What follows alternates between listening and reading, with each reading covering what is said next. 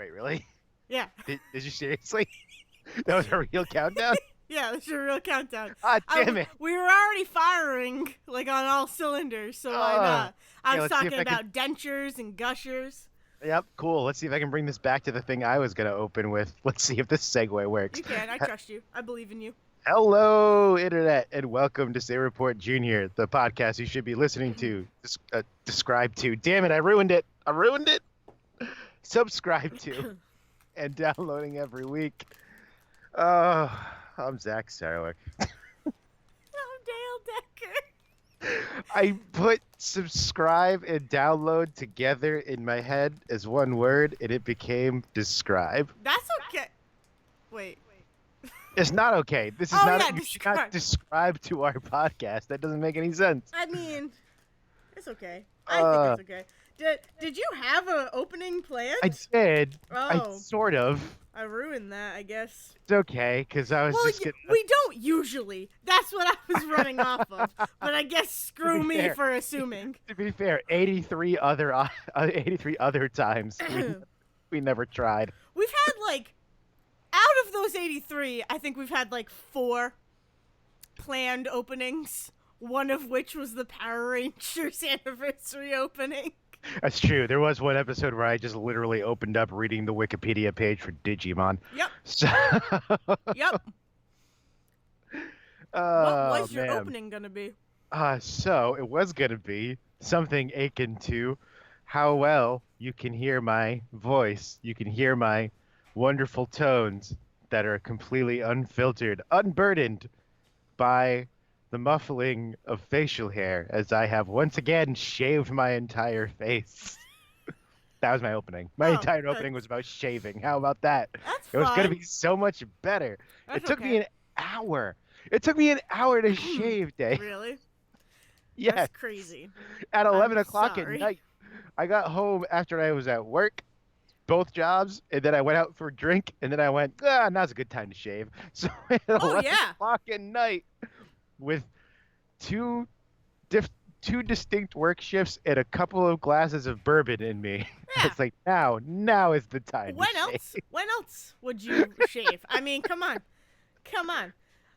Can you say akin again? What? Aiken? Aiken? Akin, I've heard both. Let's I've never heard Aiken. So Yeah, you also never heard gallant, so we don't need to get into I've never heard what?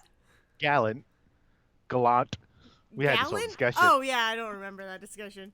That's okay. It was a long time ago. That was actually I distinctly, I can tell you, it was a year ago because we had it through text as I was driving back from New Mexico. So, Incredible. but yeah, I don't know why. I just decided I would shave, and then I had to go through 2 days of work with people who were like, "Oh, we thought you were a different person. Oh, you look younger. Oh, what's going on?" I had one guy distinctly laugh at me for a good 3 minutes. He just saw my face and then could not stop laughing. So, you know. What are you to expect though?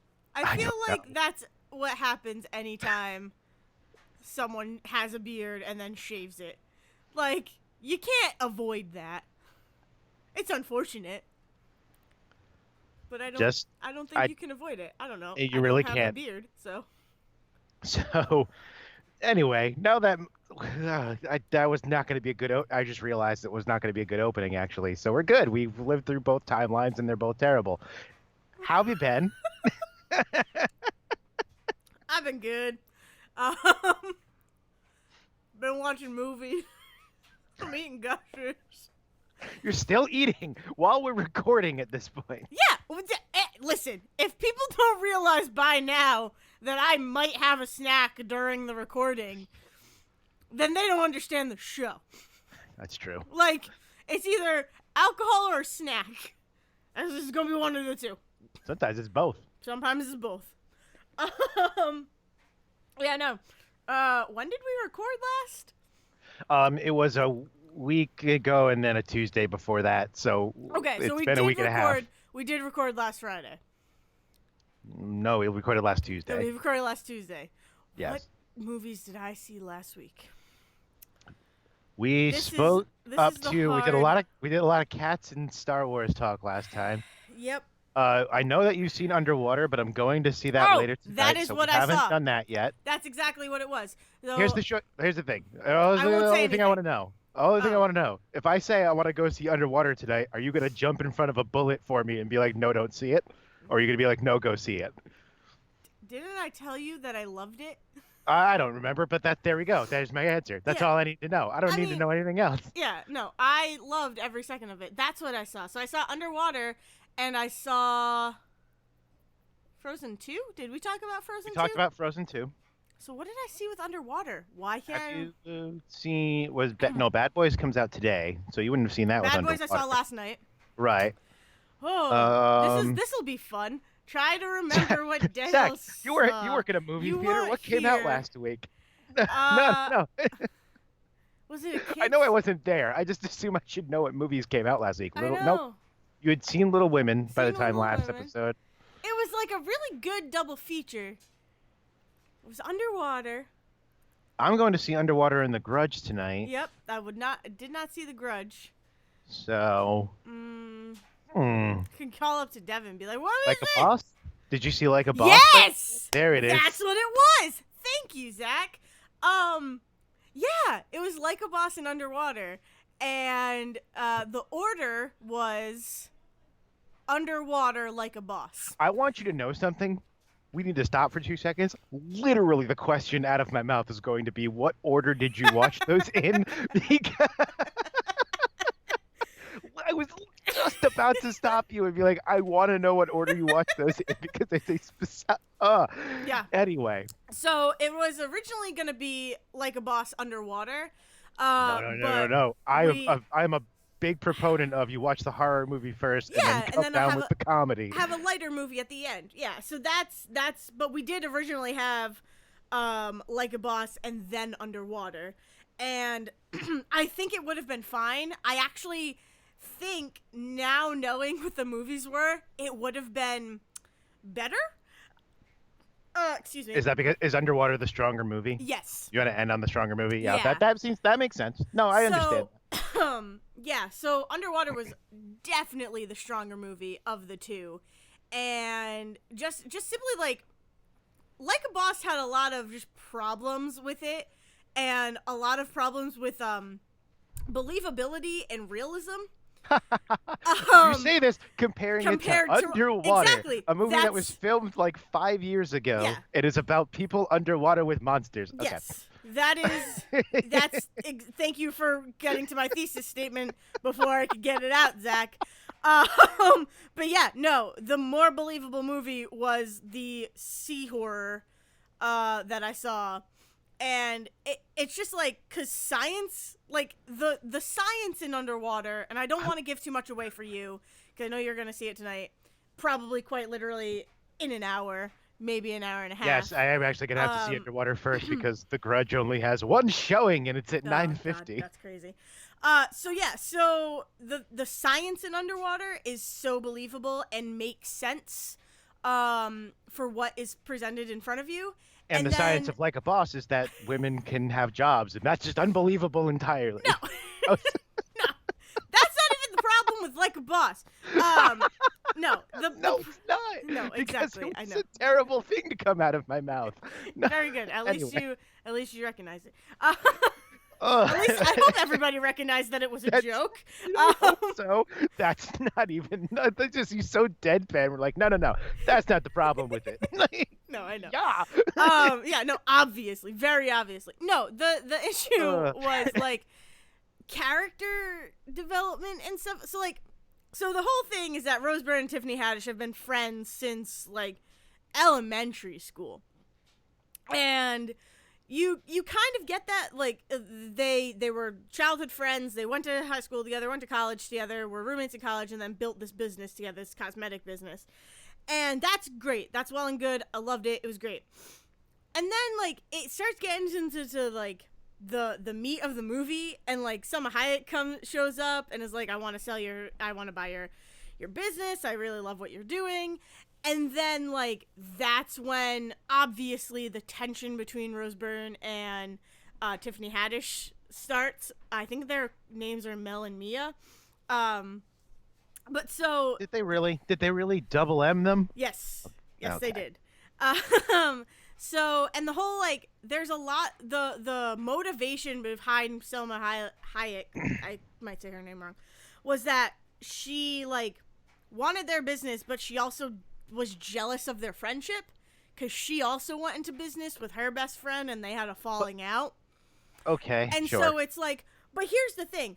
That's like a very interesting motivation. That is a very like cool, like good, it's a you know, it's one that's used a lot, but it's still a motivation. But you don't really get into it except for a few one-liners here and there. And then so like that was kind of annoying and kind of bothersome. But the biggest issue I had was there was a scene, spoilers for Like a Boss.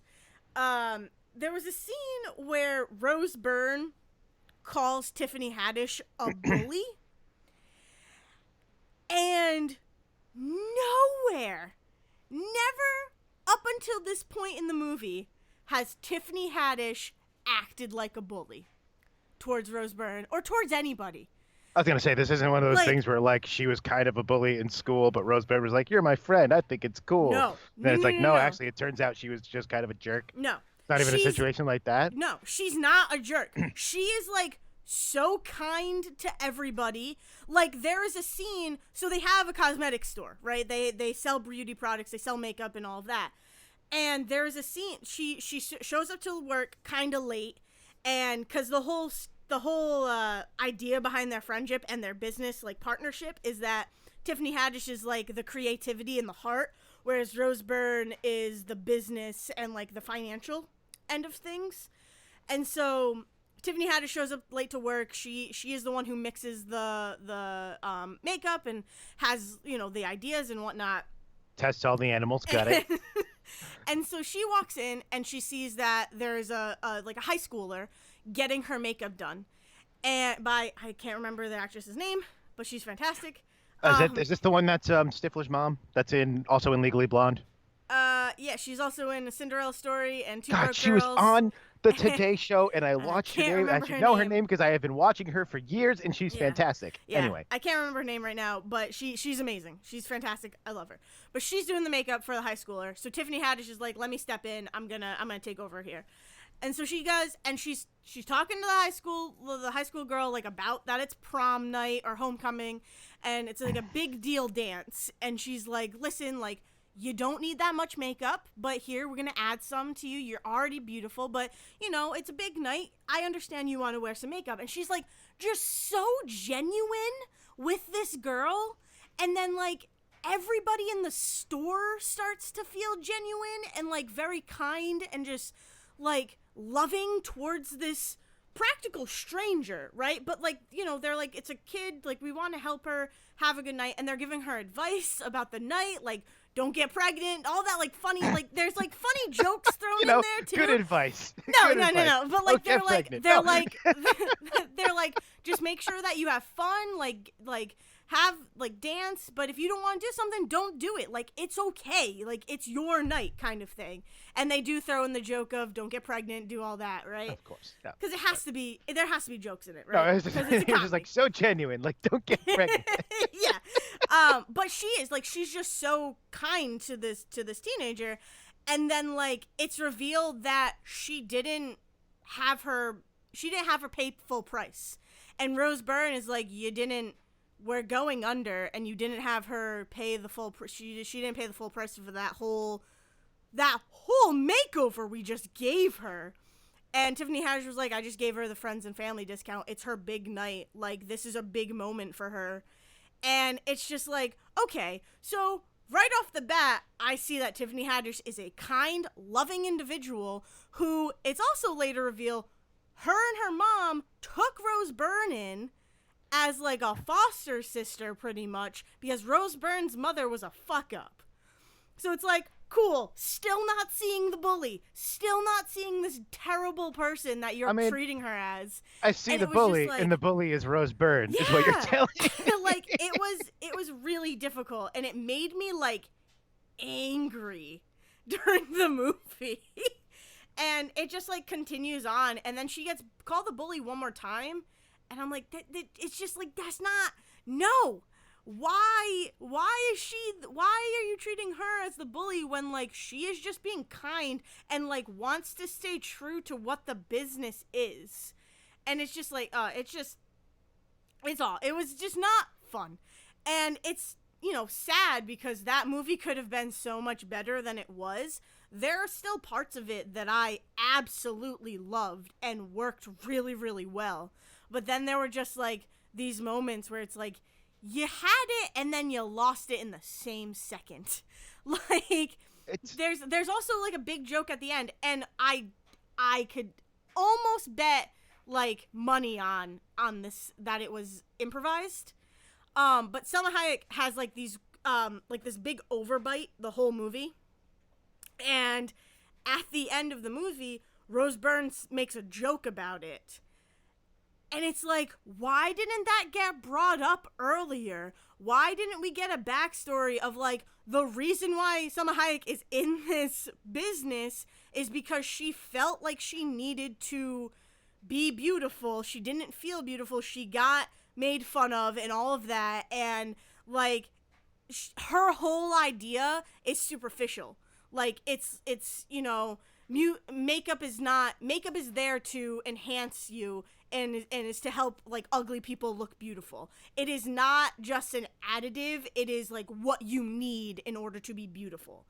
And Tiffany Haddish, and to a degree Rose Byrne, are the opposite, where it's like you don't need makeup, but it's okay if you want to wear makeup. And this is how you can. Like, this is how you don't have to cake it on. It's okay not to cake it on. And so, like, you have those two, like, budding ideas, and it doesn't really get brought up. Like, none of Selma Hayek's, like, motivations get brought up. And it's like, that could have been a good story, too. And you just didn't tell it. It's like they had one thing. They had, they just didn't do well with character development. And it was hard to then watch Underwater before this movie, where, like, Underwater, this is not really a spoiler, but, like, Underwater gets going right away. Like, you meet the characters very quickly, and you know exactly who they are as characters. Oh, yeah, it's a brisk 95 minutes. Yeah. I assume that they're just going to kind of start running right at first. Exactly. Yeah. There is better character development and better just character backstory and storytelling in Underwater than there is in Like a Boss. And it's just a little, like, it made me sad for Like a Boss, because, like, that could have been a really good movie. Yeah, we're in a weird place. This is entirely my opinion, everybody, and Dale's about to contradict me, I'm sure, but we're in a weird place for comedy right now. Like pure like comedy films, it feels like. And this is coming from someone who doesn't go out to see comedies very often, but I see a lot of other genres, and it seems like every other genre is like integrating comedy more and more. Like even horror, like Jordan Peele's stuff, both Us and Get Out had like hugely funny things going for it, and like there's and comedy's a good, despite the fact that comedy horror is a hit or miss genre entirely. A lot of really good horror movies also can be very funny at times because they have a similar emotional idea of like, we're going to build you up with a certain emotion and then we're going to subvert that emotion with something that's going to make you either scream or laugh your head off. That's why Scream is great. So, but it just feels like we're in a weird place for comedy where like we came off of years and years of the Judd Apatow stuff was like dominating comedy. Like I forget, did Judd Apatow like produce Wedding Crashers in any way? Because Wedding Crashers is the other one that I think of all the time. I don't know if generally, I don't know. There's a lot, but I think of like there's movies of his that I don't like. Yeah. Oh yeah. No, definitely. This is not me saying that he was great or anything. Like, I mean, he was the comedy cultural impact for a while. Yeah. Like, look at it that way. He was the one that like a bunch of people like he redefined comedy in a way where everybody started to try and ape Judd Apatow, and then like we all kind of got off on this weird track of like, oh yeah, we're gonna improvise scenes and stuff, and we're not in like we're in this weird place where people aren't like sitting down and writing strong comedy, except we are because we have movies like Jexy and Exactly. Hustlers that you also loved recently. And the problem is that, right? That was the one with Rebel Wilson and Anne Hathaway. Was it Hustlers? No, Hustlers is Hustlers, J Lo. yeah. The Hustlers is J Lo. Hustle. The Hustle. Yeah. Thank you. I was I haven't close. seen Hustlers yet. It's just this weird thing where like there are good comedies coming out, but they're not getting marketed or pushed by anyone. And the stuff that people keep trying to push is stuff that leans closer to either the Judd Apatow stuff or even stuff Well, that like a boss reads like a movie that would have come out 15 years ago mm. every time I see a trailer. And so there's this weird thing where like they were pushing like they're pushing Tiffany Haddish and Rose Byrne. Rose Byrne was in Bridesmaids, definitely like a Judd Apatow adjacent film, even though it's Paul Feig. Judd Apatow like Paul Yeah, Feig would not have sorry. been able to make Bridesmaids without Judd Apatow making other stuff Let first. me go back real quick because I definitely get Judd Apatow and Paul Feig confused. I don't Yeah. generally like Paul Feig's movies. There are Judd Apatow movies that I believe I remember. I just don't remember which ones are his and Well, which ones are and Paul the Feig's. problem is that both So I are, just the lump them all problem is together. that yes, and both are up and down. Like Paul Feig Yeah. made The Heat. He also made A Simple Favor, and he also did what's the one that we just saw with Amelia Clarke at the Christmas movie, because that was Paul Feig directed. The Christmas movie? The Christmas movie that Amelia Clarke was just in with the ghost guy that you just last holiday. Oh! Paul Feig made Last Holiday Last a simple Holiday. Last Holiday, right? Is that not what it's called? Last Christmas. Yeah, Last Christmas. Jesus Christ, my brain. Anyway, so like Paul Feig is all over the place Paul because he Feig does. did that? Paul Feig did Last Christmas. He did A Simple Favor. He Really? did Ghostbusters. Huh. Answer the Call. Like, I mean, the thing is that like I think a lot of stuff that Paul Feig does ends up. Anyway, we don't have to get into Well, any of okay, that so stuff. so the thing that you're But saying is like I do agree with it that comedy is definitely changed in a lot of ways, and I think it's I think it's a really for me it's the I don't want to say well yeah it's the reliance on improv. yeah, no, and that was Um, yes, that is definitely a thing. And just like what's weird is that like there are movies that are not improvised that people come in assuming are improvised because oh this is too good to this must be one of those movies because the top comedies for years have been improvised. Like no, we wrote all of those jokes. yeah. Like I think it's like Schitt's Creek, which has has Eugene Levy, got famous for improvising with the Christopher Guest stuff, and Dan Levy and Catherine O'Hara. And God, I forget the name of the actress that plays the sister of the one other member of that family, and I feel terrible because that makes me look like a horrible person.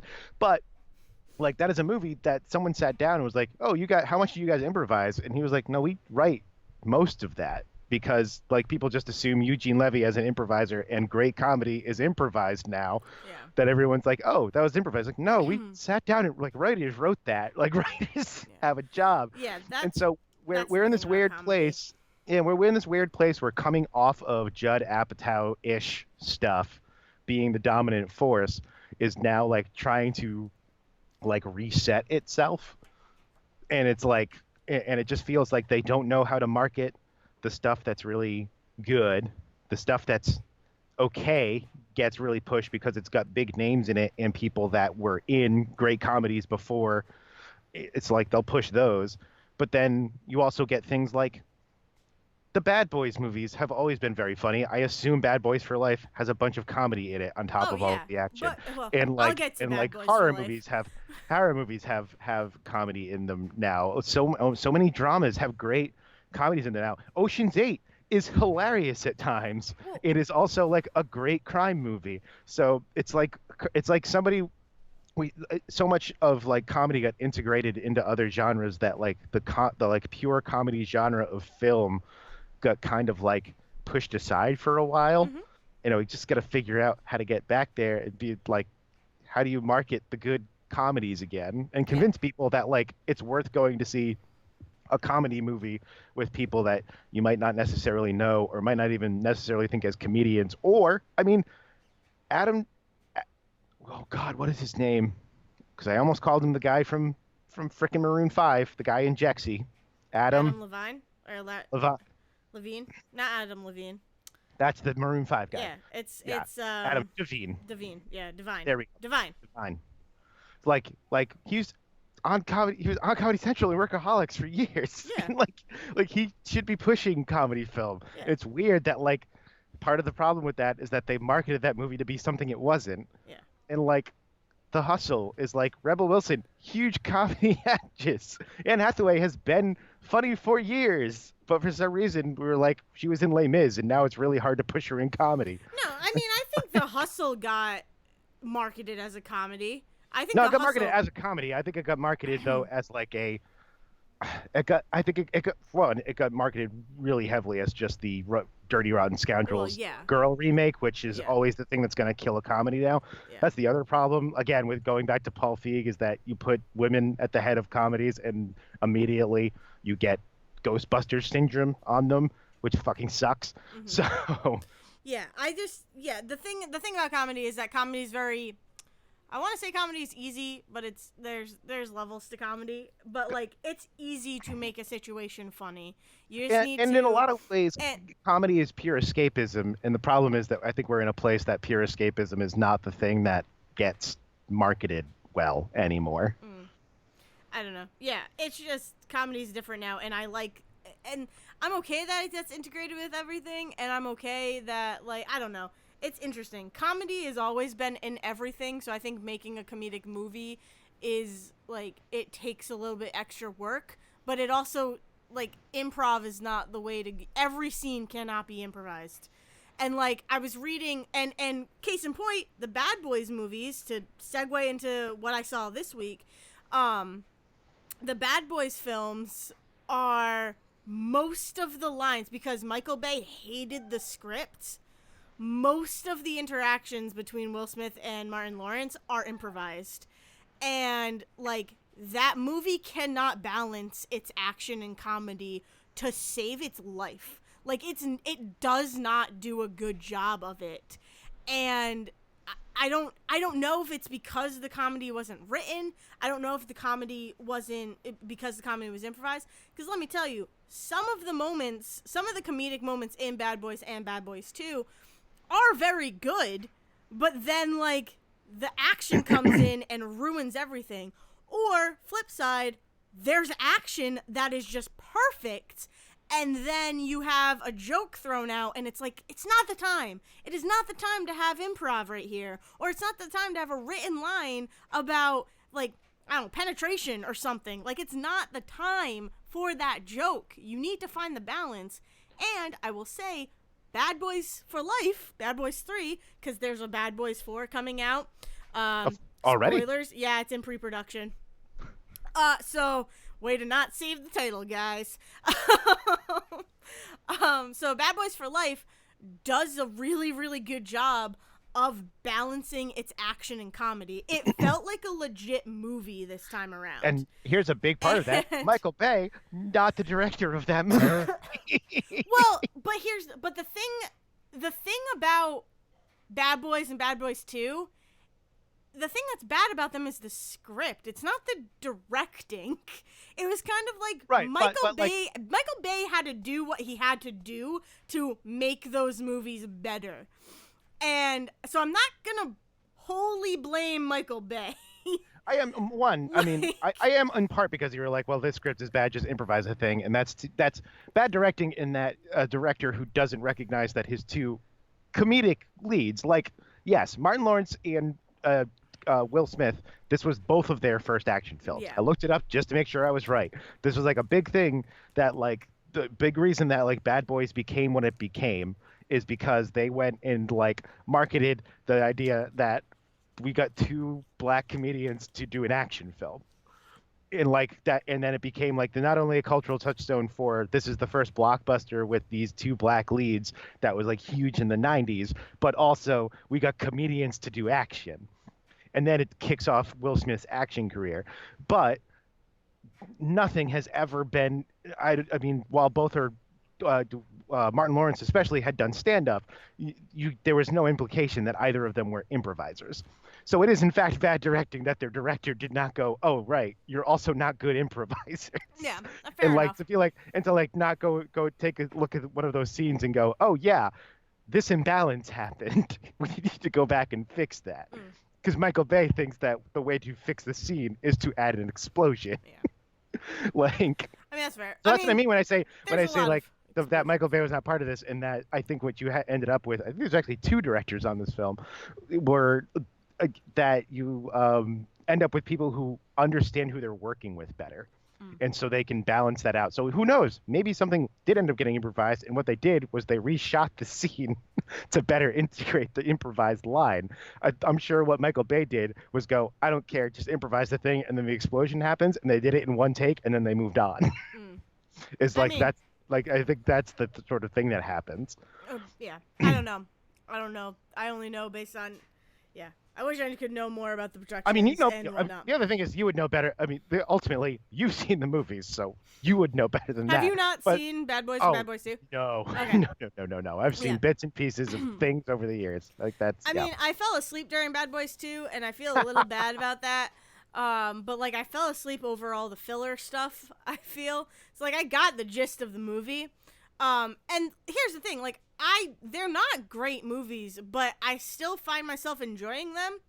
There are still moments in them that are legitimately fun to That watch. honestly feels But like the thing you could say about all of Michael Bay's career. But anyway, that was a great movie, but I did enjoy myself. I don't There know. was a little bit of I fun in have there I somewhere. have my own feelings about Michael Bay, and it revolves a lot of I don't understand the hate that he gets, and that, and some of his movies are fun and good, and that, and I've always been like that. It's kind of like M Night Shyamalan, and people like hate on M Night Shyamalan, and I'm like, yeah, but the movies are good.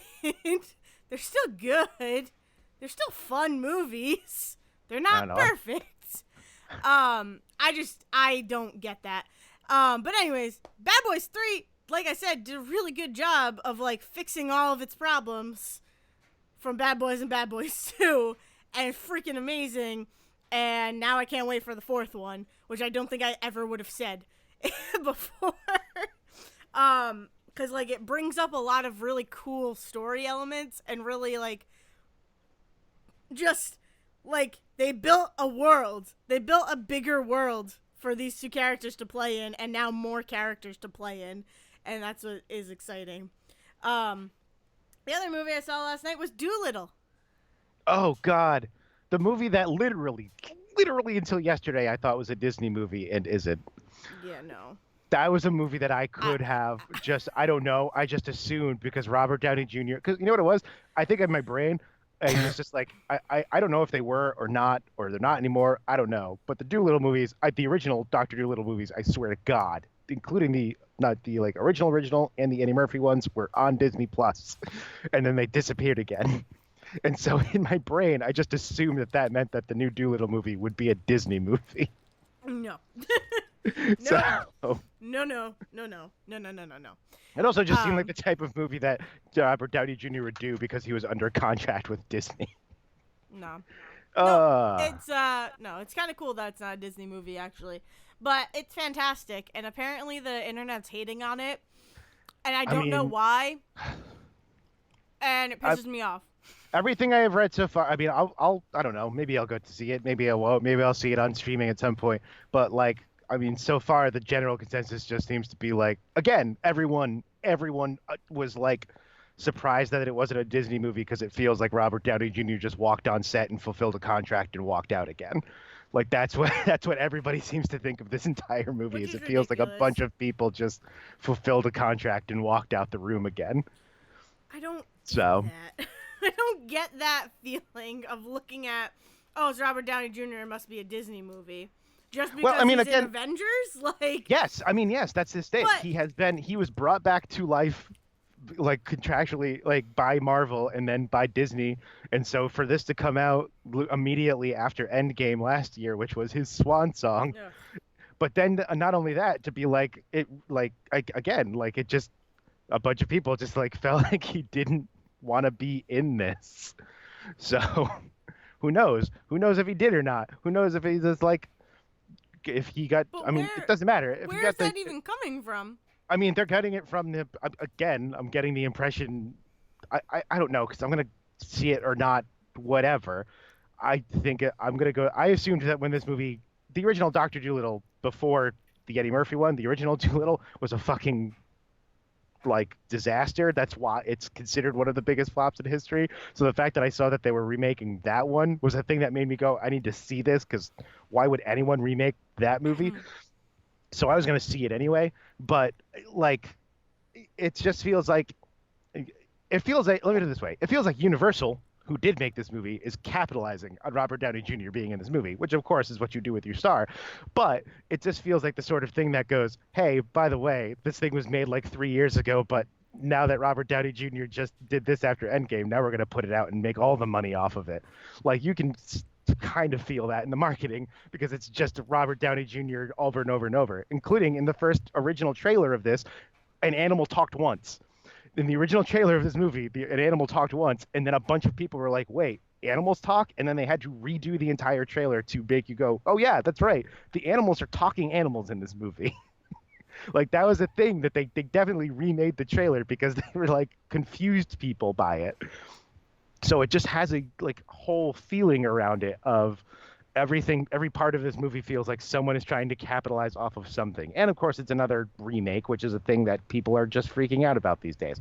I'm done ranting. Well, I mean, I don't know. That's kind of what every movie is that they capitalize off of stuff, so I don't understand why this movie is the one that gets the hate. I mean, that's all Avengers and Star Wars does, and people still freak out over those. Like, what bothers me about that whole argument of, like, and not like, people in the world, like, that's why they're, like, don't, do something or another. It's like, yeah, but you're still going to pay for 1,000 Avenger movies and 1,000 Star Wars movies. You don't think that they're capitalizing off of your love? That you don't think they're manipulating you and taking your money because of your love of that? So, like, seeing Doolittle, it's, like, good for them for doing that in a way. Because it's like, yeah, if Disney can do it, we can do it. And now, doesn't Disney own Universal? Isn't that part of it? Doesn't, no, NBC right? Universal is set. Yeah, okay, right. No, what they did was they bought out. What it was they bought out NBC Universal's share of Hulu, which is how they own Hulu now. All right, cool. Yeah. So that's good. But like, that's the thing is that if Disney could do it, we can do it. Why don't we do it too? Like, we can get people to get to the movies too. We can get kids to come to the movie because you have talking animals, which, like, I want to talk about Doolittle, but I don't know how much. It doesn't seem you care that much, so, like, I feel like I could. I do and I don't. I've also gotten the impression, let me put it this way, because if this might be the thing you're trying to talk around, the animals talk to him and no one else. Is that a thing? The animals aren't talking to the kids throughout that movie. Well, no. Okay, because that's definitely a thing. See, that's what I mean. That's an impression you get from the movie, because a kid says, you talk to animals, and then the only people that the animals interact with are him. And then they talk to each other, and that's it. Yeah. So it definitely gives the impression that that's what that movie is. That's what I mean when I say people are confused by what this movie is. Which, that is cool. Okay, so, yes. The way that this movie is marketed is that it is talking animals, and that they talk to Robert Downey Jr. I mean, that's what the Eddie Murphy ones are, and that's what the original one is. And they're not even connected. But the thing about people understood the idea that Dr. Dolittle was the only one that could hear them. That's what I'm talking about when I say people are confused. So, people are confused by the idea that the only person that can actually people in the Eddie Murphy ones, it was specifically marketed as Dr. Dolittle starts talking to animals and it's weird. And so I think what's confusing people with this, especially with the fantasy setting of it, is that they look at it and go, wait, I don't understand. Can everyone understand the animals? It's the Stewie Griffin problem. No one could understand for years if Stewie Griffin could only be understood by Brian or no one, or was he talking to everyone or not? So my question is, why is that an issue? Why does that stop people from going to see the movie? Or why does that start judgment before they've even seen the movie? Because it confers an idea of a lack of clarity on what the hell your vision is.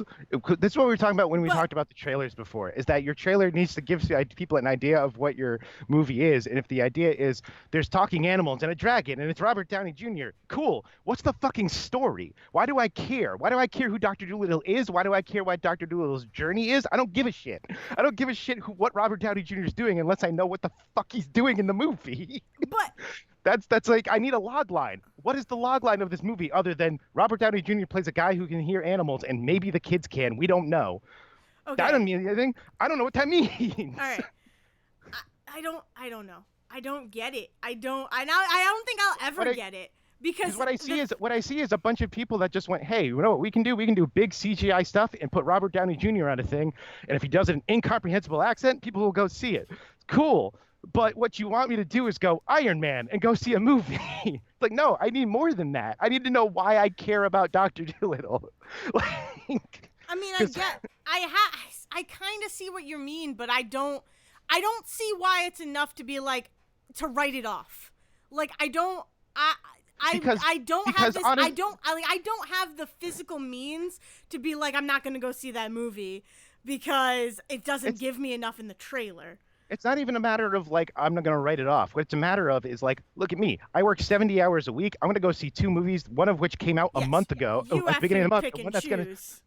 so does everyone else. That's what I mean. Like there's a problem with the idea that like, oh, people just spent a bunch of money on Star Wars and then Christmas. Guess what? It doesn't matter. In January, they're not going to see a movie. January is the dead space for movies. It always has been. Yeah. So people are writing it off because it's a movie coming out in January, which immediately tells people it's shit. It's shit. So they put it out in January. It's always been the way. Ugh.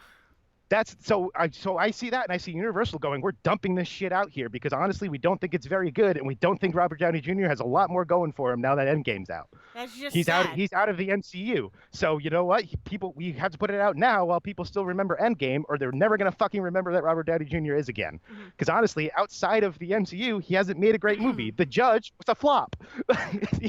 The Due Date is considered a Due bad Date is movie such a these days. ridiculous.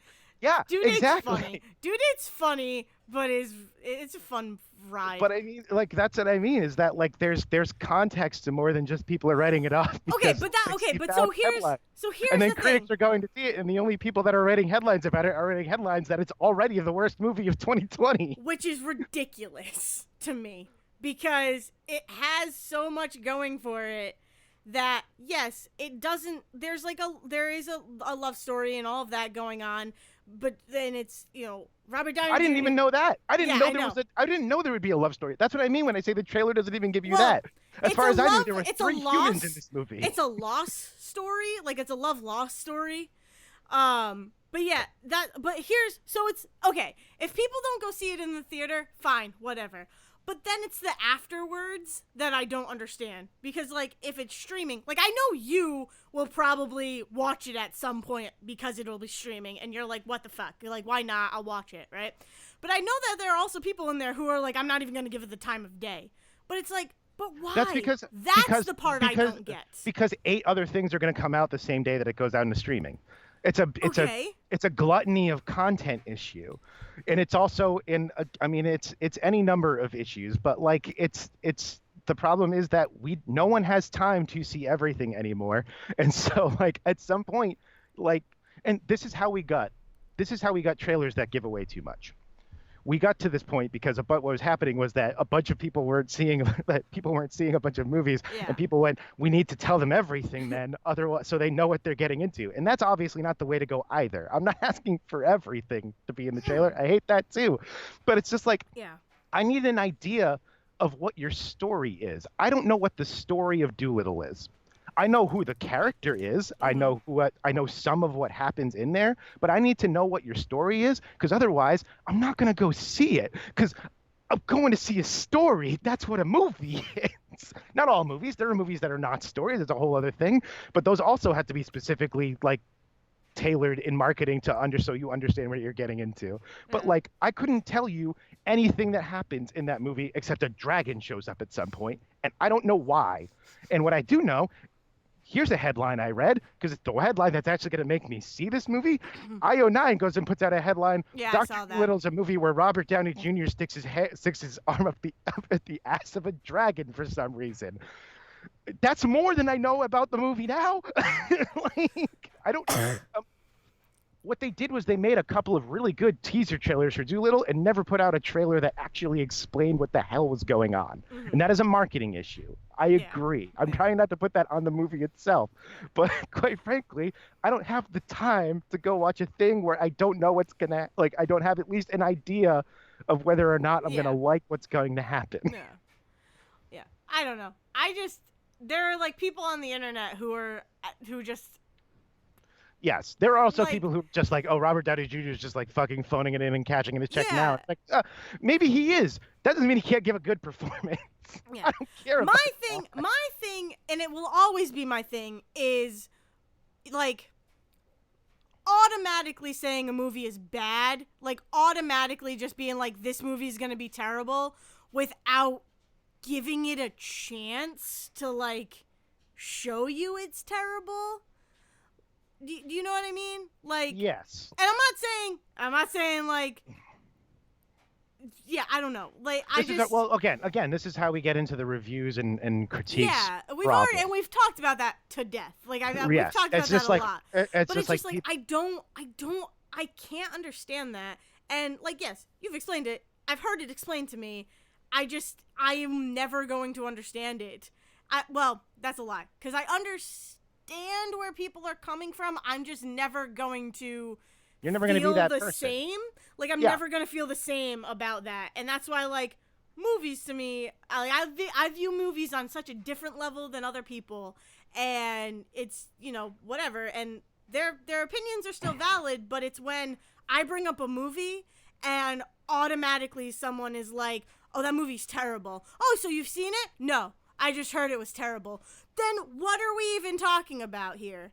Like, I've had that conversation with people in school. Like, You had that conversation with me. Let's be honest. yeah, Like, like I've been that person I before. just don't get that. And I'm like, what? How can you say it's terrible if you've never seen it? And here are the staples. Like, if the production history is terrible, fine, that's a fair argument. If like someone involved is terrible, sure, that can spark a new conversation, and that's cool. I just want to be able to discuss things with people, and then but it makes it really hard to discuss things when I say, oh, I bring up like trying to like Emoji Movie. Emoji Movie's the perfect movie, because I kept bringing it up with people just to have discussions, and every single time it was, oh, I heard that movie's terrible, I'm never gonna give it the light of day. And I'm like, what? But okay, so we're not gonna have we're not gonna have this discussion. You're good. Okay, cool. What do you want to talk about? Oh, New Avengers. Yeah, like I haven't had this conversation 1,000 times. Like I've had that conversation in that was a college conversation I had with somebody, and I'm like, I don't want to be in this conversation anymore because you just want to discuss Iron Man, and I'm cool with that, but we've already had that discussion. I want something new. I need something new to discuss. And like, I don't know. Does it? I don't know. I feel like everybody should see Doolittle because there's a lot more there than what is on the surface. That's it. Fair. I think that's my minutes on that. I think Universal. I mean, yes, and again, I'm gonna entirely blame Universal. That's what I'm gonna do. I'm gonna blame Universal. Oh, blame Universal. Yes, Okay. because I think they marketed this thing terribly. One, I do think they shit it out in January because at some point I think someone was like, I don't think we're going to make the money off of this. Mm-hmm. Not because they think it's bad. I think they also can recognize that people are going to have their opinions on this for any number of reasons, whether it's because of the history of Doolittle itself or because it's, I think anything that's going to be the first. I'm going to say Knives Out is an exception, and it's because Chris Evans is just that good. No, I'm trying to think of like another movie that's like, this is the first movie of this MCU person after their big MCU moment, because I think that's always going to be doomed. In the same way that like Murder on the Orient Express probably, I think, tried to sell itself with the fact that Daisy Ridley is in it, and no one gave it really the time of day because also Johnny Depp is in that movie, and so like they just didn't care that Rey from Force Awakens is in this movie, and so I think what happens is you hit a problem where people go, where there's a marketing team, a production company that goes, oh yeah, we got that hot shit, put them in that movie, let it come out, and then a bunch of people go, this feels like with few exception, they're just like, oh, this feels like you went and ran and got the person that is the most hot ticket right now and put him in the thing and didn't think about anything else. Yeah. Well, that's been happening since like golden The age dawn of of like cinema. Yes. every that's been Oh, happening absolutely. since Right. frickin' And I think what the happened is that Lumiere brothers. All and I think right. the and I think a big problem is that we live in an age now because the internet fucking sucks. Is that we live in an internet with fucking cinema sins and fucking Ugh. shit where a bunch of people think that they know more about movies than they actually do, and so they go, "Oh, I see what's going on here. I recognize the marketing Mm. technique." Mhm. And it's like, yeah, cool. You recognize the like recognizing a marketing technique doesn't mean anything Yeah. at all compared to the actual product that's being put My in front of you. my problem too with like cinema sins, We again, a thing I we've talked about I have a before. problem with that. But like you just said, like people will take like a marketing scheme and joke on it and make jokes about it. But it's like, okay, how about you try to go market a movie? How about you see how well you can market it without using one freaking marketing scheme that is out there in the world? Hmm. Like, try it. Seriously, go out and try it, please. And tell Yeah. me how well it goes. And if it goes well, cool. Good for you. I will be happy for you. But, like, go do it. Go do it. And, like, just try not to be so judgmental of the people whose jobs this is. Right. And again, it brings us back to that conversation of VFX. Like, do not rag on them. They're trying their best with what Not they only have. that, it's not even that they're trying their best. They're doing literally the thing a person told them to do. Like it's not like Yeah. like I think there's a certain amount of creative freedom that I think is a myth to the audience about who gets to Yeah. decide what a movie looks like. Yeah. So And uh like the other thing about the marketing is like I feel like also because yeah, Chris Evans came out with Knives Out, right? And and had been in other things before. I think Chris Evans benefits from in he's more been recent doing years. stuff, Right, in more other recent years, have been than doing stuff. Robert Downey Jr. not so yeah. much. Like I think But that's like a big difference in those there's situations. also a thing about Robert Downey Jr. that I feel like a lot of people still look at him and just automatically think, oh, you had problems with drugs. You were a problem child in like the 80s or 90s or whatever. Like you were this problem child that everybody had an issue with, and I can't get past It's that. right, and it's that, and again, And that's unfortunate because it's that John, yeah, right, John Favreau and Disney brought him back from that, yeah. and the problem is that now he has to take that next step away from John Favreau and Disney. I mean, it was a big problem with why they ended up like having all these fights on Iron Man 2 and why Shane Black ends up coming in and making Iron Man 3 is that like I think I don't doubt that Robert Downey Jr. has a lot of complicated feelings about being Tony Stark for 20 years. Of Like course. 10 I years, mean, 15 years, it's like whatever. the same feelings that I'm sure Hugh Jackman has about being Wolverine since 2000. Right, but he has Broadway to fall back on. Yeah, that's true. Like he's done that's what I mean. Like But that like I that's mean, but, really, yeah. the problem is that Robert Downey Jr. has not been able to branch out from the MCU the way other people have, and I think this is the first like real Yeah.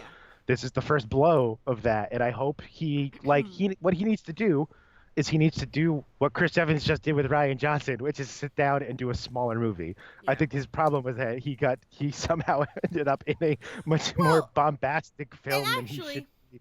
Like I get why he would. I'm sure maybe he had fun doing this, and that's fine if he did. And I'm sure I get exactly why Universal hired him for it. I also think that like I think he needs to show people that he can act past Iron Man. But the thing is that he does in Doolittle. Like that's the thing is that it's not so much Robert Downey Jr.'s issue. Again, like you brought up that you blame Universal, right? And that you blame the marketing. Like it's not so much that it's Robert Downey Jr.'s issue, if that's what we're talking about. It's that the marketing doesn't really show it. Yeah. It's like, a lot of that is like I didn't really think about how little is shown in those trailers purely because I didn't care. I saw the first trailer and I'm like, I'm gonna see this because I love animals. Yeah. I love movies like this. I love Robert Downey Jr. Like everything is checked off for me. Like I don't care what's in the trailer, and that's me. That is personal. That is Dale Decker. Whatever. But like, if people go see this, he is so much more than Iron Man. He's so much more than the He's 4 lines he actually says in the in the trailer for trailer. Doolittle. Like, I think Yes. that's the thing is that, like, he says 4 lines and one of them is longer than like Yeah. 3 words. And so everyone went, what is that accent? And that was about as far as you can get with him because he doesn't say anything else. Yeah. But there's a difference of being like, that's laughable and being like, oh, I hate this thing. You know? Do you get what I'm saying? Yep. Yeah. No, absolutely. That's and Absolutely. that's my root of the problem is that there's a difference there. Hmm. Why do you see this and automatically are like, I'm gonna hate this thing, I'm not even gonna give it a chance, I'm not gonna look at it in an open mind? Like, it's just those deep dark internet trolls that I still don't understand exist. Who are out there, and like articles and critics who are just like, yeah, don't, just fine, just it's bullshit. Again, And and I'm it's like, because, ugh, it is because those critics see everything yeah, even and they more have than to. you and Devin. They see everything, which means that they I have but a I don't different. But I don't think critics go in with an open mind. I don't think, Not no. Well, I mean, no. They like, have to go in with ever. what am I going to write about this, and they also go in. That's a publication issue as well. Is Hmm. that like you don't send? You should have more than one film critic because if you have one film critic, you're never going to get an idea of like Yeah. It's if a you have one problem. guy who really likes one type of movie, but he has to review everything, guess what? Everything that's not the one type of movie he likes is probably not going to get the same level of, Yeah. yeah, It's a problem absolutely. in this world that needs to be fixed. There And are it other goes down to problems in this world that need to be fixed too. I will not deny that. that also that But this is also also a problem. well, it's funny because that also comes down to the other laughable side of that argument, which is, oh, film critics are just overpaid to just sit down and watch movies. And it's like, no, they're trying to write like 8 articles in a week. Yeah. So that's the other problem is that like you end up in a situation where someone gets rushed to write a thing. And so like literally their first impression becomes the thing. And their first impression in the first 20 minutes of the movie might be, why did you make this movie? And that might change over time, but they don't really have a lot of time to sit down and think about it because they have to write a thing that comes out the next day. And so it's like, yep, here's my initial reaction. Bye. Never going to think about Doolittle again. Yeah. It's like, great, but here's all the, okay, bye. Fuck. Honestly, I think, like, after this conversation, like, I think I need to become a film critic. Because I just said that whole big speech of, like, go out there and do it yourself. And I hate on critics a lot. Like, maybe I should just become a film critic and then see how hard it is. I mean, it's a big reason why I'm trying to like write again and like write Yeah. about games and stuff too. Speaking of which, a film and Pokemon! thing, I finished Pokemon Shield and immediately, you want to know what my brain did after I finished Pokemon Shield? I went, I need to watch Beasts of the Southern Wild again. The what? I need to What? watch Beasts of the Southern Wild again Okay. I've never seen that. with St. Wallace. You ever saw that? I don't think so. Oh my God, it's so good, Dale. Oh, it's so good. Here's my pitch on Beasts of the Southern Wild without spoiling too much. So the little girl, I want to say she's living in Louisiana because it might be Katrina that this is, I've but a little seen girl trailers living for in it and clips like for it. yeah, like living in the South, and there's all of this like horrible weather, but also like her father is sick, so she runs away to try and find her mother, and because she thinks that will like that like finding your mother will help like solve her problems because she's sick, and that's what you think when your dad is sick is I need to find my mom and do this, and there's like all this drama that comes with that. But it also gets into this like magical realism place, and you don't always know what's real and what's not because that movie is filmed like very well written and very well filmed from her point of view. And so you have a lot of adults talking around her and talking over her and talking past her and talking about stuff while she's in the room, but she doesn't like fully understand it. And so you don't get like full pictures of everything. And then you get her perspective on what that actually means. And so you don't always know what's like real and what's not in that movie. And Pokemon Shield is Oh a my movie. god.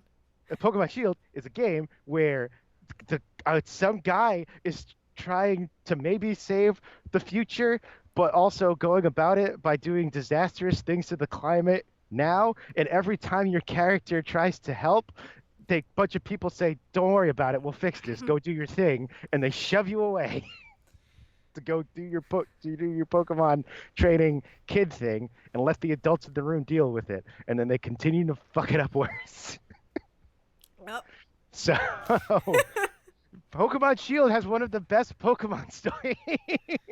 Pokemon Shield, Sword and Shield. Pokemon So, Sword and Shield are incredible, and that I mean, it's just so good. They're just so good. They have like and then I finished it, and then because I was incredible. given the impression the way that people wanted to. Let's talk about the way people fucking talk about a thing.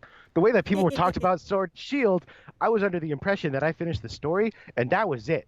No, No, I turn around and there's these two weird ass twins running around. Not twins. One of them's older than the other, but yeah, because they keep they're referring to each other as older and younger brother. But there's these two brothers that are running around who are like, oh, by the way, you can't take down our entire monarchy by saying that real heroes were dogs. No, no, no, no, no, no. yeah. Let me fuck up some things some more Oh yeah, to teach you a lesson about trying to dismantle a monarchy. yeah. It's incredible. It like when I say that. I mean, I'm playing Sword. I mean, I've started a Shield game so I could play through the story again and play and beat the different gym leaders. But like, I'm very excited to play through that story again because it's just so good. Like, it's just so fresh. Like the fact that did you finish the like Oh yeah, no, B I've done. I am. story? Okay, Yes, I am. I'm through the entire post game. I have Zamazenta. Zamazenta. Zamazenta. Yeah, like it's just the introduction of the legendaries is so good. The fact that yeah, I mean the legendaries in a lot in the most part are very much in recent games, I want to say because they don't really feel like Pokemon Let's Go basically, right? Which is basically Pokemon which is Pokemon Blue and Like Red and Red Blue, and first Blue, generation, right? original First generation. introduction. Yes. Like the legendaries don't have anything to do with the story.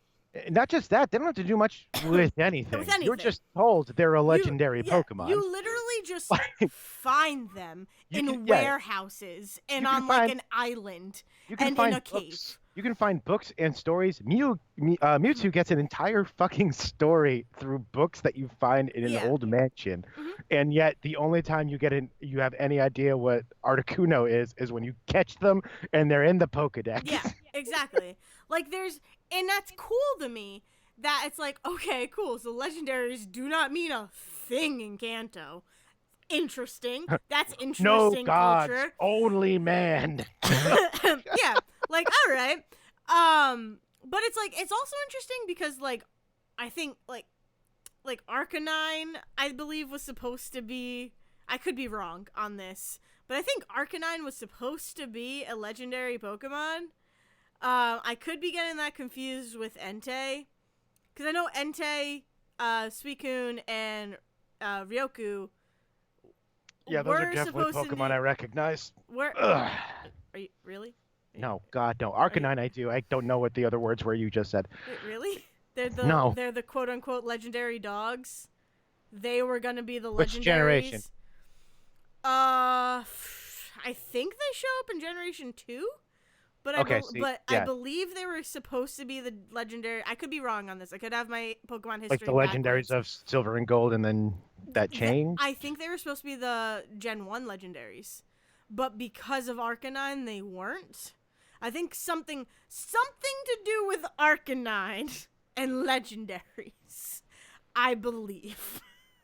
I Sure. could be wrong, but it's just. But to go back to it, it's very interesting that like legendaries don't mean shit in Kanto. It's all just about I'm Giovanni. I'm stealing Pokemon. I forget That's my why. mo. What does he want to do that for? He kidnaps the guy that runs a fucking company, and I can't remember what he's doing with them. I think He just I wants the think he most just powerful ones, right? yeah. I think he just wants wants them. power. Like He wants the things. it's just a story of power when you get down to it, right? Giovanni just wants to be the most powerful, like person in the Pokemon world, and mainly in Kanto. But like. That's it. That's really it. It's no like we're gonna cause global warming or we're gonna cause all of the land to become ocean. We're gonna kill all the humans and leave the land of the Pokemon because humans Yeah. are fucked up. Yeah. Yeah, it's nothing like that. Damn X and Y. I love it. It's so good. It's but like it's cool that and then you kind of get a post game story with Mewtwo, and that's really where you get like a story of a legendary. And really, and by But story, technically, it's like you read a bunch of stuff about this Pokemon while you were yeah, going through the mansion on that island, yeah, and then you finished the game, and then we were like, but what if we just gave you that Pokemon too? yeah, Like, okay, sure, yeah. I guess, But it's sure. the thing about Mewtwo. The thing about Mewtwo also is that technically, the way I see it, is Mew and Mewtwo aren't legendaries. They are mythic. They're I think mythic. there's actually right. They're They're mythical actually no. Pokemon. I think that's by I mean by literal definition. They like we're like, oh yeah, there's Pokemon that aren't quite legendary, but are like super ultra rare, and we call those mythic Pokemon Yeah. because they have story stuff going on with them, but are not technically the Yeah. legendaries. Like Jirachi and Celebi and like Shaman. Those are all. Do you know any of those? Cerebee's a website. It's Celebi. I misspoke. It's Celebi. Because Cerebee is definitely the other. I know. Bulbapedia is the other website. And, well, Cerebi also has a picture of Celebi as their icon. Oh, like that's God. what that Pokemon is. But you don't know Jirachi? I mean, The little star? The little star Pokemon? Here's the deal. I'm sure if I see it, I'll go, oh, is that what that thing's name is? So I also forget that, like, I apparently have more Pokemon background knowledge than you. Apparently, for someone who, like, never played before, like, when we started this podcast was Zach likes Pokemon, Dayle likes Digimon, and somehow that just was like, oh, well, except that we learned that when Zach says he likes Pokemon, what he means is he played Pokemon Blue when he was younger. It was real formative for his video game shit. And then he didn't touch a game again until Green, and then until Emerald, and then he didn't touch a game again until fucking Sun and Moon came out. Well, when we started this podcast, what Pokemon game was out? Sun and Moon had come out, and I had not finished Sun. That's where we were. No. Yes, because we have been going for just over a year and a half, and Yeah. Sun and Moon came out in 2016. So we started in 2017, because one of the first things we talked about was that I had not finished Sun yet, and you had played through Moon, and then I finished Sun in the meantime that this podcast has been going. Right. And then Yes. I finished Ultra Sun. Yes. Right. Okay. So, yeah. Oh my god. That put a lot of shit in perspective for me. I need you to understand how blown my mind just got. Cuz yeah, so the beginning of this podcast, yeah, okay, so if Sun had just come out, wow. Okay. So, because Pokemon for me, I freaking Because I know you liked Gold and Silver. You said you loved Gold and Silver, right? No, I've never played Gold and Silver. I've only kind of I've started Gold and Silver, but I've never finished it. I started with X and Y. I played X and that's Y, what it was. Alpha Sapphire. Well, I played X, Alpha Sapphire, and Moon by the time this podcast started. Okay. Right? So And really, we were on much more equal footing than we thought at first. Yeah, at first. But, like, since those 3 games, I have taken such a dive into the world of Pokemon that I can't believe is only, like, a 4-year dive. And I've learned so much. And I've replayed Yellow. Yeah.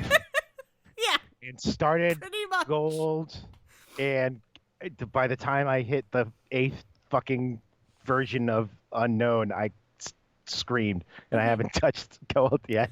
I think what got me to, like, knowing Pokemon and, like, knowing what Pokemon are from what generation and all that is honestly Nuzlocke, because again at the beginning of this podcast I still am, but like I was very heavily into Nuzlocke and like wanted to do Nuzlocke and all of that, and I still do. But like that totally brought me down this rabbit hole of I should have just said like down this Bunnelby hole. Oh, I know that one. Or Scarbunny hole. I understood that. I understood that plenty, reference. The plenty of the multiple bunnies that exist in the Please. Pokemon world. The Diglett hole, The Diglett hole. which is just not something anybody should say, and is also the name of this podcast. Oh my! This episode is the Diglett hole. Oop. Jesus Christ. But yeah, like I think it was Nuzlocke. I think that's how I got like so enamored with the world of Pokemon. Like it was already there. It was already brewing. Like before I found out what a Nuzlocke was, and before I found out before we started this podcast, because Pokemon in a lot of ways provided me escape in college.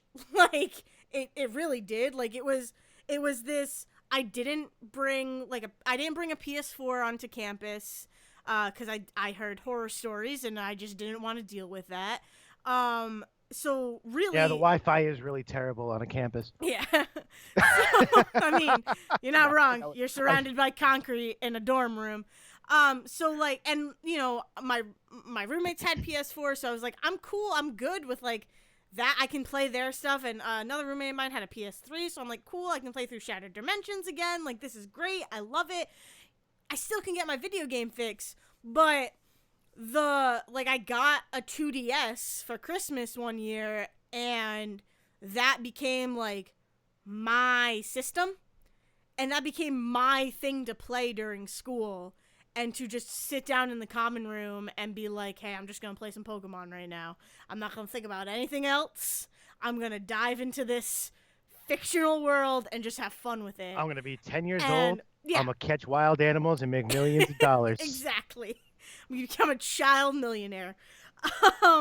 So like it really did, like it started this whole thing for me, and then I saw what you could do with Pokemon with Nuzlocke and like these challenges, and I'm like, oh wow, this could be a legit thing.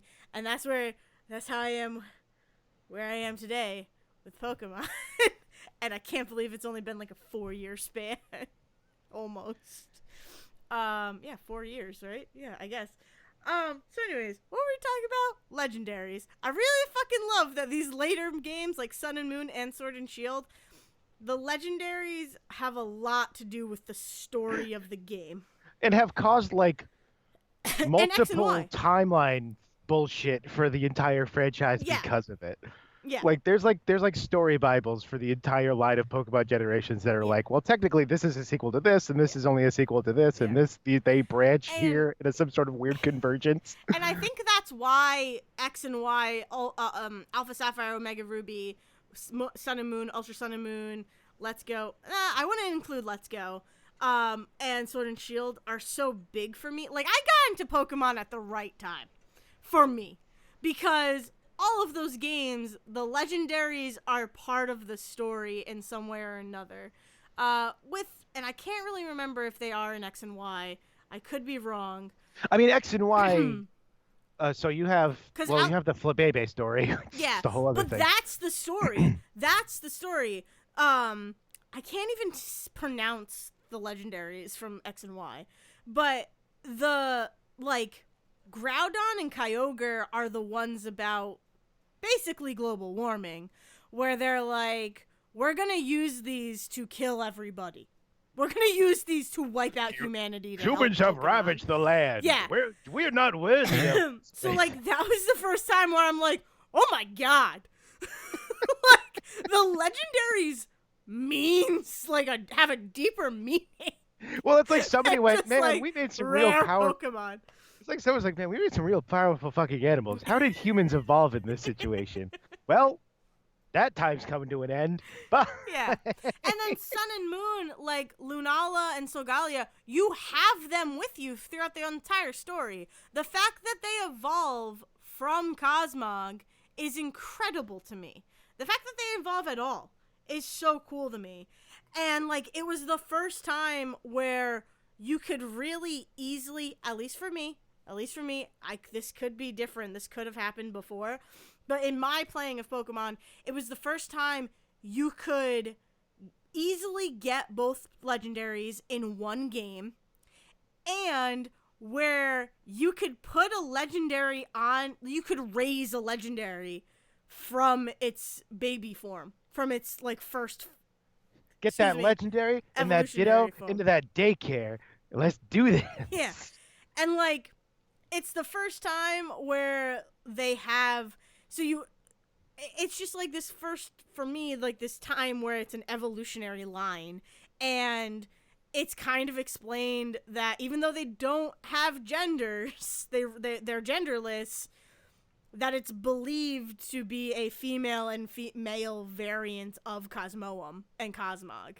And I'm like, that's interesting too, because Pokemon does a lot of interesting things with gender, and that's a whole nother conversation that we could have. Like, that could be a freaking hot topic, honestly. Gender in Pokemon? Gender in Pokemon. But it's, I got a Lunala card, like, cause I, am more collecting Pokemon cards now, just cause. Nerd. Yeah, Nerd. that's me. I literally bought, like, a whole thing of Pokemon cards today, cause I wanted just Galar region Pokemon, and it was like, it's Galar region, but you get you get other Pokemon too, but you're going to definitely get the legendary Grookey, Sobble, and Scorbunny. And I'm like, this is cool. I'm good with this. I'm happy with this. I want more of these. So literally about that. But like, I got a Lunala card, and on the bottom it has their little Pokedex entries, and that's where it said thought to be believed to be the female version of Cosmoem. And I'm like, that's interesting too. That like brings the whole evolutionary line to this really cool thing that you've never done before with legendaries. Like, you just amped up your game with the legendaries there, guys. Like, this is cool. And then you get it even amped up more with freaking Sword and Shield. And it's like, first of all, they're two very similar Pokemon. Like, they are basically the same Pokemon, but one fights with a sword and one fights with a shield. One grew a big bushy beard. It's just like this cool... It's this cool design of legendaries, and integrating them into the story of the game is leaps and bounds, like, more detailed than any of the other previous games. The fact that you meet them, the fact that you meet the legendary within, like, 10 to 20 minutes, depending on how fast you can play the game. Depending on how fast you go through that text box. Yeah. Depending on how fast you go through the tutorials and shit. But the fact that you go into the Slumbering World within the first, like, 20 minutes of the game and meet the legendary is just incredible to me. It makes me so happy on so many levels. Pokemon is good. I don't know what to tell you, everybody. Pokemon's still good. The expansion passes look good. Slowpoke has a yellow head for some reason. I'm so excited. Slowpoke just has like a yellow spot, and I don't know why. And a tail, and I love him. But I think that's gonna do it for us this week. Because I've had to pee for like 20 minutes, and then I have to go eat and go watch movies. Yeah, I didn't expect that to be an hour and 20 minutes long. Well, I mean, Pokemon get in there. Also, I played the worst Gravity Rush mission ever the other day, and it almost made me quit the fucking game. Oh my god! So it's just never. There was a weird countdown, and then other things I had to do, and I couldn't stop both at the same. Oh, it was bad. It was bad. It was bad game design. Anyway, you know what's funny? I also haven't even talked about Batwoman, but we'll talk about that. Did you start watching Batwoman? Yes. Oh, Crisis on Infinite Earths ended. Oh my god. Yeah, yes. I haven't watched need to watch that. any of them. So here's the deal. So no spoilers. Next week is probably gonna be just DC talk. Cool. And underwater. Cool. Underwater and DC talk. Yeah, that's it. If you're gonna spend 5 hours watching a bunch of comic book heroes come together, and it's like somewhat cheesy and somewhat over dramatic, and just like all sorts of crazy shit happens, you would be better served to watch Crisis on Infinite Earths than you would Infinity War and Endgame. That's all. Fair enough. There. Well, you can. We're gonna end it there. You can find us on not all the social medias, mainly just Twitter. But this has been Say Report Jr., podcast you should listen to, subscribe to, and download every single week, and describe to it. Why not? Try and describe this podcast to someone. I've done it a number of times. I don't know. But yeah, so you can find us on YouTube by searching Say Report Jr. You can find us on Spotify, Apple Podcasts, all of your podcast apps. And you can find us on Twitter at Say Report Jr., as well as finding both of us individually. I am at Dale's Brain. And I am at Zerwisky. And I need ice cream because my throat is very dry right now. And I need to sit down and write stuff for my blog. Bye. Take it away, Liz. That's your line, Zach. Oh, fuck. I don't remember how we switch off anymore. We keep changing it every week. Also, Jennifer Coolidge is the actress that we were thinking of earlier that played Stifler's mom. Well, there you go, everybody. At least we fixed our... Yeah, I haven't stopped recording. yet. Yeah. Take it away, Liz. For real this time. Thank you for listening to The Say Report with your hosts Dale Decker and Zach Sarowick. Please follow the guys on Twitter and Facebook by searching for The Say Report, and you can always subscribe on your podcast channel so this is delivered straight to you and you can enjoy it every week.